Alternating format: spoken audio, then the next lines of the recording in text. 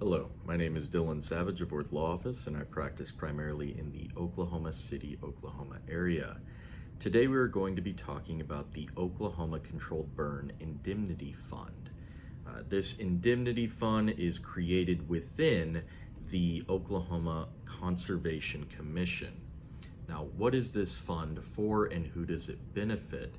This fund is created to make whole or otherwise indemnify individuals that at no fault of their own that have followed prescribed burn plans have felt a loss to their property. They followed the plan, but their land still ended up being burnt up in a way that caused them loss outside of what was expected from the burn plan. So in the event that this happens, as I said before, there's an indemnity fund that is created. You would move forward before your prescribed burn. You'd put in a prescribed burn plan, pay the money that is required, the fee, which is, from my understanding, $100.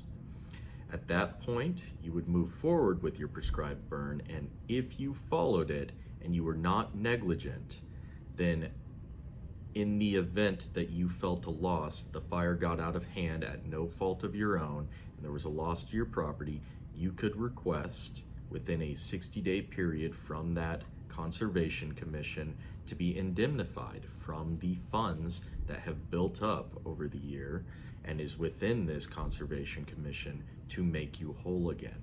So again, they are going to require evidence. In all likelihood, they will notify you what they need to determine whether there was negligence or not, and if it is determined that the loss was at no fault of your own, that you followed the prescribed burn plan, it is highly likely that you will be 100% indemnified. Now, this does not always happen, and within the statute itself, there are ways for you, in the event that you are not 100% compensated at that time, you will be able to be compensated over time until you recoup all of your damages. Again, there's going to be an investigation into whether or not this plan was followed, if the fire was at anyone's fault, or if it just simply got out of hand. But there is a safety net for individuals that have a loss during a prescribed burn in the state of Oklahoma, and they just need a helping hand to get back up on their feet because at no fault of their own, fire got out of hand and there was property loss.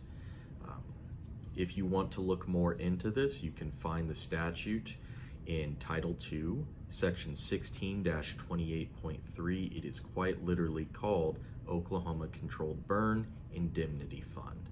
If you found this information to be helpful or you believe it could help someone else, please go to theoklahomacityattorney.com. My name is Dylan Savage, and thank you for watching.